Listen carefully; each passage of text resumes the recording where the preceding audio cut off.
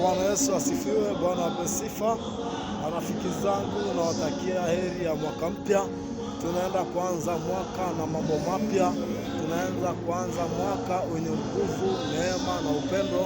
Tunaenda kuanza mwaka ambao tunahitaji kuvuka kwa imani.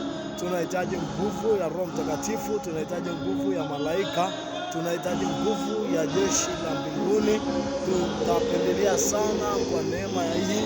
Isaya ile 60 anasema, Roho ya Bwana Mungu juu yangu, amenitia mafuta nihubiri maskini habari njema, na wafungwa habari ya kufunguliwa kwao.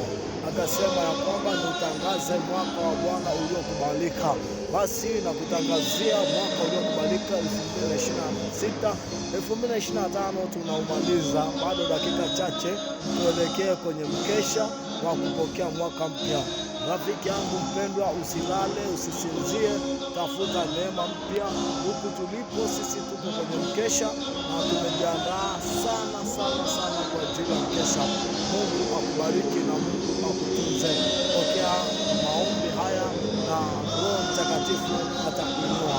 Baba mwenye rehema, rafiki yangu huyu anayefuatilia klipu hii, naomba ukamvushe na ukampe neema ya kwako na roho yako na neema ya kwako. Bwana ukamjaze nguvu. Wale waliolala wakiwa ni wagonjwa, naomba ukawaponye katika jina la Yesu Kristo. Amen.